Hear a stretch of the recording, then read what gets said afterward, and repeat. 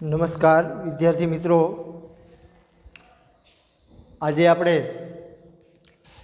11 science ભૌતિક વિજ્ઞાન એમાં દોલનો ચેપ્ટર છે એની વાત કરી. વિદ્યાર્થી મિત્રો, અગાઉ આપણે સરળ આવર્ત ગતિ અને સરળ આવર્ત દોલક એના વિશે ઉદાહરણ સાથે સમજી ગયા છે. આ સરળ આવર્ત દોલક એના વેગનું છેલ્લે આપણે સૂત્ર પણ તાર્યું હતું. વિદ્યાર્થી મિત્રો, અગાઉના લેક્ચરમાં આપણે વેગનું સૂત્ર તાર્યું હતું કે આ રીતે આપણું સાદું લોલક હોય, આ દ્રઢ આધાર છે, શિરોલમ લટકાવેલી દોરી છે, એને છેડે ધાતુનો ગોળો છે. તો આ જે રચના બની એને આપણે સાદું લોલક કહી. વિદ્યાર્થી મિત્રો, આ લોલકને સેજ આ બાજુ ખેંચી અને છોડી દેવામાં આવે એટલે આપણી આકૃતિ આવી બનશે. આ દોલકને સેજ આ બાજુ ખેંચી અને છોડી દેવામાં આવે એટલે આ સરળ આવર્ત દોલક છે એ આ રીતે આમ દોલન કરશે.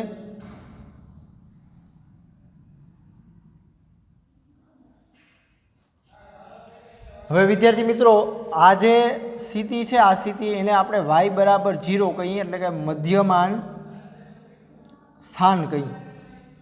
દોલકનું મધ્યમાન સ્થાન આ અંત્ય બિંદુ છે, આ પણ અંત્ય બિંદુ છે. જેવી રીતે આપણે એમ કહીએ કે આ માનો કે +1 કંપ વિસ્તાર છે અને આ -1 કંપ વિસ્તાર છે. આ જેટલું અંતર હોય એને કંપ વિસ્તાર કહેવામાં આવે. કોઈ પણ એક તરફના અધિકતમ સ્થાનાંતરને કંપ વિસ્તાર કહે છે. વિદ્યાર્થી મિત્રો, આપણો પ્રશ્ન એવો છે, સરળ આવર્ત દોલક માટે વેગનું સૂત્ર સ્થાનાંતરના સ્વરૂપમાં લખી. જો પહેલાં આપણે આ સરળ આવર્ત દોલક આમ જે દોલન કરે છે એના વેગનું સૂત્ર લખવાનું છે, જે આપણે અગાઉના લેક્ચરમાં શીખી ગયા છે. સૂત્ર છે આપણી પાસે v ± ઓમેગા વર્ગમૂળમાં a² - y². વિદ્યાર્થી મિત્રો, આ ઓમેગા છે એ કોણીય વેગ છે, આ a છે એ કંપ વિસ્તાર છે અને y છે એ સ્થાનાંતર છે, દોલકનું સ્થાન દર્શાવશે. હવે આપણે એનાથી આગળ વાંચી. સૂત્ર સ્વરૂપમાં લખી તેમના મહત્તમ અને ન્યૂનતમ મૂલ્યો ક્યાં? વેગ છે, વેગ એનું મહત્તમ મૂલ્ય અને વેગનું ન્યૂનતમ મૂલ્ય ક્યાં હશે એ આપણે કહેવાનું છે. તો વિદ્યાર્થી મિત્રો, આ સૂત્ર છે બરાબર, એમાં આપણે પહેલી સ્થિતિ વિચારી કે મધ્યમાન સ્થાન, મધ્યમાન સ્થાને એટલે કે y બરાબર શું થાય? 0 થાય. મધ્યમાન સ્થાન હોય એટલે આપણે એને y બરાબર 0 કહી. એટલે આપણે આ y દેખાય, y ત્યાં શૂન્ય લેવાનો થાય. એટલે v ± ઓમેગા વર્ગમૂળમાં a² - 0. જો આ y દેખાય છે ત્યાં આપણે શૂન્ય મૂકવું પડે, કારણ કે મધ્યમાન સ્થાને આપણે વેગ જાણવો છે. જ્યારે દોલક આ મધ્યમાન સ્થાને હોય ત્યારે એનો વેગ કેટલો હોય? તો આગળ સાદુરૂપ આપો એટલે v ± ઓમેગા વર્ગમૂળમાં a². આ વર્ગમૂળ દૂર કરો એટલે આ વર્ગ છે એ પણ દૂર થઈ જાય, એટલે ± a ઓમેગા આવશે. વિદ્યાર્થી મિત્રો, મધ્યમાન સ્થાને અહીંયા દોલકનો વેગ હશે a ઓમેગા, જે કેવો હશે? મહત્તમ હશે. બરાબર સમજો, મધ્યમાન સ્થાને દોલક આવશે ત્યારે એનો વેગ મહત્તમ હશે. બરાબર. જેવી રીતે હું એમ કહું કે આ દોલકને સેજ આ બાજુ ખેંચી અને છોડવામાં આવે તો અહીંથી જ્યારે આ મધ્યમાન સ્થાનેથી પસાર થશે ત્યારે એનો વેગ મહત્તમ હશે. પાછો જ્યારે અહીંયા ટોચના બિંદુએ આવશે ત્યારે આપણે હવે વેગ શોધવો હોય તો એના માટે આપણે વિચારી કે અંત્ય બિંદુએ આપણા અંત્ય બિંદુ એટલે કે દોલકનું સ્થાન અહીંયા હોય અથવા દોલકનું સ્થાન અહીંયા હોય છેડા ઉપર. તો એના માટે આપણે y બરાબર ± a લેવાનો થાય. બરાબર. જેવી રીતે આપણે માનો કે આ સ્થાને વેગ જાણવું હોય, આ સ્થાને, તો એના માટે આપણે y બરાબર +a લખી તો શું આવશે? v આપણી પાસે સૂત્ર છે ± ઓમેગા વર્ગમૂળમાં a² - y² છે. એમાં વિદ્યાર્થી મિત્રો, આ y² દેખાય, ત્યાં આપણે a² લખવો પડે. એનો સ્ક્વેર માઇનસ એનો સ્ક્વેર, તો આ એનો સ્ક્વેર અને આ એનો સ્ક્વેર એટલે શૂન્ય થઈ જશે. તો વિદ્યાર્થી મિત્રો તમે સમજી શકો કે દોલક v ઇઝ ઇક્વલ ટુ તમને અહીંયા જવાબ મળશે શૂન્ય. છેડા ઉપર દોલક જ્યારે અહીંયા આવશે છેડા ઉપર એટલે y બરાબર આપણે પ્લસ એ લેવું પડે. પ્લસ એ લઈ બરાબર, તો આ વાયનો વર્ગ છે, જો વાયનો વર્ગ છે, આ વાયનો વર્ગ કરો એટલે અહીંયા એનો વર્ગ થઈ જશે. એટલે વાયનો વર્ગ દેખાય અહીંયા આપણે એનો વર્ગ લેવાનો થાય એટલે જવાબ આવશે શૂન્ય. વિદ્યાર્થી મિત્રો એવી રીતે આ બિંદુએ આવે દોલક ત્યારે એનો વેગ જાણવો હોય તો આપણે વાય બરાબર માઇનસ એ લેવું પડે. તો v ઇઝ ઇક્વલ ટુ સૂત્ર છે પ્લસ ઓર માઇનસ ઓમેગા વર્ગમૂળમાં એનો સ્ક્વેર માઇનસ વાયનો સ્ક્વેર. તો પ્લસ ઓર માઇનસ ઓમેગા વર્ગમૂળમાં એનો સ્ક્વેર માઇનસ એનો સ્ક્વેર લખો અથવા ખાલી એનો સ્ક્વેર લખો એટલે આનો જવાબ પણ શૂન્ય આવશે. વિદ્યાર્થી મિત્રો તમે સમજી શકો કે જ્યારે આ ટોચના બિંદુએ આવે ત્યારે આપણો દોલક ક્ષણ પૂરતો સ્થિર બને. સ્થિર બને એટલે એનો વેગ શૂન્ય હોય. એટલે કે અહીંયા પણ તમને વેગ છે એ શૂન્ય મળશે, અહીંયા પણ વેગ છે એ તમને શૂન્ય મળશે. મધ્યમાન સ્થાનેથી દોલક આમ પસાર થાય ત્યારે એનો વેગ મહત્તમ હોય. જ્યારે આમ ટોચનું બિંદુ આવશે એમ એનો વેગ ઘટતો જશે અને આ ટોચનું બિંદુ આવે અહીંયા ક્ષણ પૂરતો દોલક સ્થિર બને એટલે એનો વેગ શૂન્ય હોય. એવી રીતે પાછો દોલક જ્યારે મધ્યમાન સ્થાનેથી આમ પસાર થાય એટલે વેગ મેક્સિમમ હશે, વેગ મહત્તમ હશે. પાછો જ્યારે આ બાજુના અંકીય બિંદુએ આવશે ત્યારે ક્ષણ પૂરતો એ સ્થિર બનશે એટલે ત્યારે એનો વેગ કેવો થશે? શૂન્ય. એટલે વિદ્યાર્થી મિત્રો આપણો પ્રશ્ન હતો વેગના મહત્તમ અને ન્યૂનતમ મૂલ્યો ક્યાં અને કેટલા હોય છે. બરાબર, મહત્તમ વેગ છે એ મધ્યમાન સ્થાને હશે. જ્યારે આ અંત્ય બિંદુ છે અથવા તમે એવું કહો કે કંપ વિસ્તાર, ત્યાં એનો વેગ છે એ કેવો આવશે? ન્યૂનતમ. અહીંયા ન્યૂનતમ હશે અને અહીંયા પણ ન્યૂનતમ હશે. અને કેટલો હોય? બરાબર, તો કે અહીંયા વેગ છે મધ્યમાન સ્થાને વેગ એ ઓમેગા હશે. જ્યારે અહીંયા વેગ છે બરાબર એ આપણો શૂન્ય હશે અને આ બિંદુએ વેગ છે એ પાછો આપણો શૂન્ય હશે. હવે વિદ્યાર્થી મિત્રો એનાથી આગળ આપણે સમજી સરળ આવર્ત દોલક માટે વેગ વિરુદ્ધ સમયનો આલેખ દોરો. હવે આપણે વેગ વિરુદ્ધ સમયનો આલેખ દોરવાનો છે. તો સૌથી પહેલાં આપણે સ્થાનાંતર વિરુદ્ધ સમયનો આલેખ દોરી. સૌથી પહેલાં આપણે સ્થાનાંતર વિરુદ્ધ સમયનો આલેખ દોરી. વિદ્યાર્થી મિત્રો દોલક છે, દોલક એનું આમ એક દોલન પૂરું થાય એટલે એને આપણે આવર્તકાળ કહીએ. એક દોલન પૂર્ણ કરવા માટે લાગતા સમયને આવર્તકાળ ટી કહે છે. તો આપણે આ જે આવર્તકાળ છે એના 4 ટુકડા કરી નાખીએ. બરાબર, આવર્તકાળ જે છે આપણો એના આપણે 4 ટુકડા કરી નાખીએ.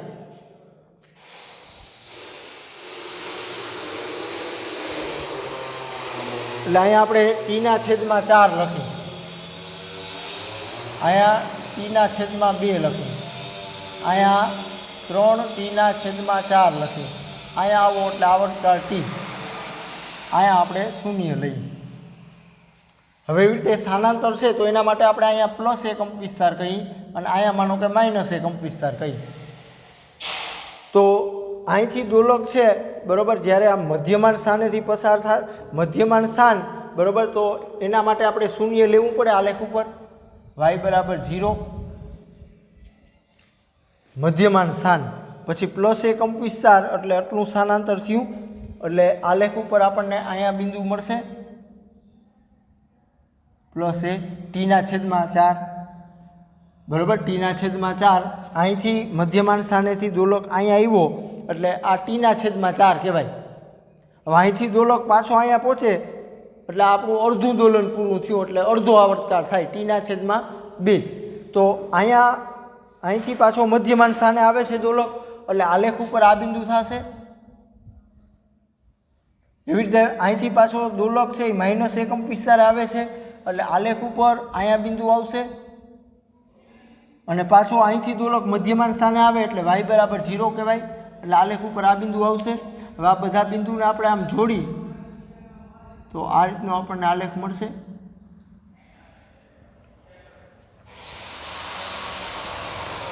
એવી રીતે હવે આપણે આ બાજુ વેગ લેવાનો છે, વેગ, અને આ બાજુ આપણે સમય લેવાનો છે. વિદ્યાર્થી મિત્રો, આપણે વાત એવી કરી છે વેગ વિરુદ્ધ સમયનો આલેખ. બરાબર, આ વેગ છે, વેગ એના વિરુદ્ધ આપણે સમયનો આલેખ દોરવાનો છે. તો આપણે જોઈએ મધ્યમાન સ્થાન છે તો અહીંયા વેગ કેવો છે? મહત્તમ છે. મહત્તમ છે આ આપણું મધ્યમાન સ્થાન કહેવાય. મહત્તમ એટલે પ્લસ એ ઓમેગા આપણે કહીએ, અને અહીંયા આપણે માઇનસ એ ઓમેગા કહીએ. તો આલેખ ઉપર આપણું આ બિંદુ આવશે, વાય બરાબર 0 છે ત્યાં વેગ મહત્તમ છે, જો એ ઓમેગા. પાછો દોલક અહીંયા આવે એટલે એનો વેગ શૂન્ય થાય છે, v બરાબર 0 પ્લસ એ કંપવિસ્તારે. બરાબર, તો અહીંયા દોલકનો વેગ શૂન્ય થાય છે, આ બિંદુ આવશે. અહીંથી દોલક પાછો મધ્યમાન સ્થાને આવે એટલે વેગ મહત્તમ થાય છે, પણ ઋણ આવશે આ વેગ. આ વેગ આપણે ઋણ સમજવાનો. એનાથી આગળ પાછો દોલક છે, બરાબર, મધ્યમાન સ્થાનેથી અહીંયા આવે એટલે એનો વેગ શૂન્ય થાય, એટલે આલેખ ઉપર આ બિંદુ આવશે. અહીંથી દોલક પાછો મધ્યમાન સ્થાને આવે એટલે વેગ મહત્તમ થશે, એટલે આલેખ ઉપર આ બિંદુ આવશે. તો વિદ્યાર્થી મિત્રો, આપણો આલેખ છે એ તમે જોશો તો આ રીતનો બનશે. મધ્યમાન સ્થાન છે, મધ્યમાન સ્થાન તો એનો વેગ મહત્તમ છે, જો પ્લસ એ કંપવિસ્તાર છે તો એનો વેગ શૂન્ય છે. પાછો મધ્યમાન સ્થાન આવે એટલે એનો વેગ હવે ઋણ લેવાનો. જો સ્થાનાંતર ધન દિશામાં થતું હોય, દોલકનું સ્થાનાંતર ધન દિશામાં, તો એ વેગ આપણે ધન સમજવાનો, અને સ્થાનાંતર જો ઋણ દિશામાં થતું હોય તો એ વેગને આપણે ઋણ સમજવાનો, કારણ કે વેગ છે એ સદિશ રાશિ છે. એટલે વિદ્યાર્થી મિત્રો, આપણો આલેખ છે એ આ રીતનો બનશે.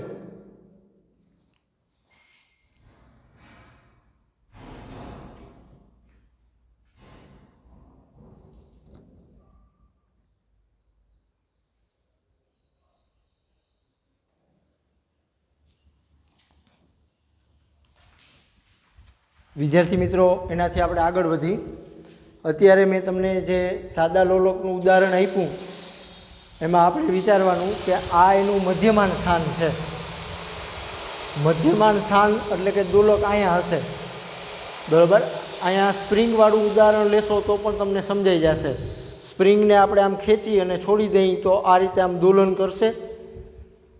હવે મધ્યમાન સ્થાન અથવા તમે એને નિયત બિંદુ કહો એટલે y બરાબર 0.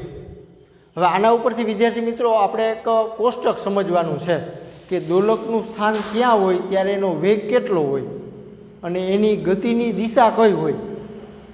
તો મેં અહીંયા કોષ્ટક તમને લખીને દર્શાવ્યું છે. તમે જોશો તો આ ક્રમ છે, આ કડા. કડા એટલે આપણે ખબર છે કે વર્તુળ ઉપર દોલકનું સ્થાન દર્શાવે, દોલક ક્યાં પહોંચ્યો છે. એનાથી આગળ દોલકનું સ્થાનાંતર, એના માટે આપણી પાસે સૂત્ર છે y = a sin omega t + 5.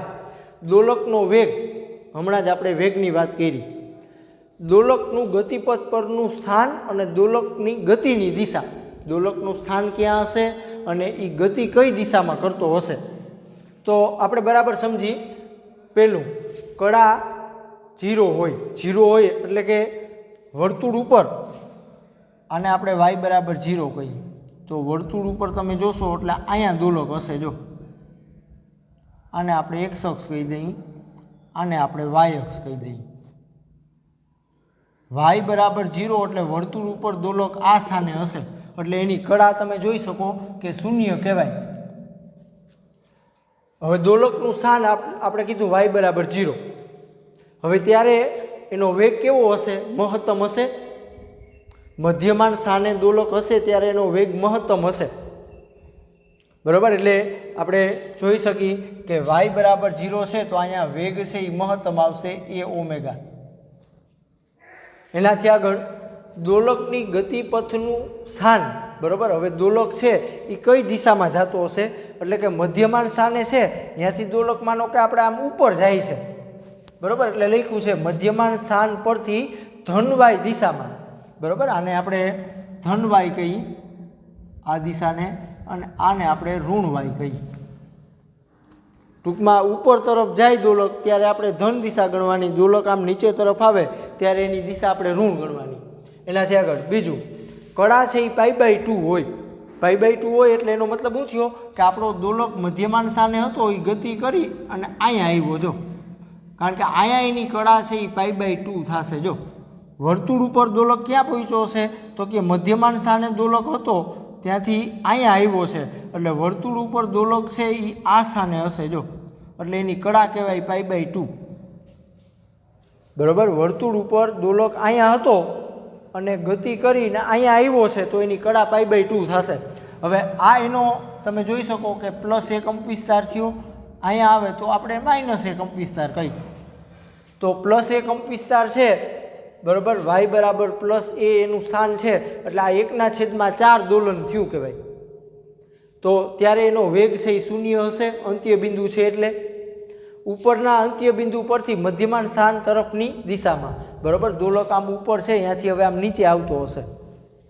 એનાથી આગળ વધી તો ત્રીજું કળા છે પાઈ એટલે એનો મતલબ શું થયો કે અહીંયા દોલક હતો, અહીંયા દોલક જે હતો એ ગતિ કરી અને પાછો મધ્યમાન સ્થાને આવ્યો જો, એટલે વર્તુળ ઉપર ક્યાં આવશે તો કે અહીંયા આવશે. વર્તુળ ઉપર તમે જોઈ શકો કે દોલકનું સ્થાન અહીંયા આવશે, તો એની કળા કેટલી કહેવાય? પાઈ કહેવાય. અને અડધું દોલન થશે જો, કળા એની પાઈ અને y બરાબર 0 મધ્યમાન સ્થાને આવ્યો એટલે એનું અડધું દોલન થયું, એટલે વેગ કેટલો હશે તો કે -a જો. હવે દોલક આમ નીચે તરફ આવે છે તો નીચે તરફની દિશા આપણે ઋણ ગણી એટલે આ વેગ આપણે ઋણ ગણવાનો થાય. મધ્યમાન સ્થાન પરથી ઋણ y દિશામાં દોલક છે એ આપણો આમ નીચે જતો હશે, ઋણ y દિશા તરફ આમ નીચે. એનાથી આગળ ચોથું છે કળા છે 3π/2, એટલે એનો મતલબ શું થયો કે અહીંયા દોલક હતો એ ગતિ કરીને અહીંયા આવ્યો છે જો, અહીંયા તો વર્તુળ ઉપર એ દોલક આ સ્થાને હશે જો, તો આ એની કળા 3π/2 કહેવાય.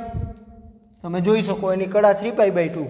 y બરાબર -1 કંપ વિસ્તાર કહેવાશે, અહીંયા દોલક નીચે આવ્યો છે એટલે. તો વેગ અંત્ય બિંદુ છે એટલે વેગ એનો શૂન્ય હશે. બરાબર. નીચેના અંત્ય બિંદુ પરથી મધ્યમાન તરફની દિશામાં. હવે અહીંથી દોલક પાછો આમ જતો હશે ઉપર, એટલે એનાથી આગળ વધી તો પાંચમું છે 2π રેડિયન, એટલે કે અહીંથી દોલક છે એ પાછો અહીં મધ્યમાન સ્થાને આવે અહીંયા, એટલે એનું એક દોલન પૂરું થાય. એટલે વર્તુળ ઉપર અહીંયા જે દોલક હતો એ ગતિ કરીને અહીંયા આવ્યો તો અહીંયા 2π રેડિયન કહેવાય. બરાબર. એક આખું આમ દોલન પૂરું થાય છે જો, તો એની કળા 2π રેડિયન કહેવાશે. એટલે અહીં લખ્યું છે 2π રેડિયન, y બરાબર 0, દોલક મધ્યમાન સ્થાને આવી ગયો છે અને વેગ એનો પાછો મહત્તમ હશે a. એક દોલન પૂરું કરી ફરીથી મધ્યમાન સ્થાન પરથી ધન y દિશામાં જશે, એટલે અહીંથી દોલક છે એ પાછો આમ ઉપર જશે. હવે આ રીતે વિદ્યાર્થી મિત્રો તમે કોષ્ટક છે એ સમજી શકો, અને આ કોષ્ટક છે એ ખૂબ જ મહત્ત્વનું છે, અને આપણો જે પહેલો પ્રશ્ન હતો એ તમારે હોમવર્કમાં રહેશે.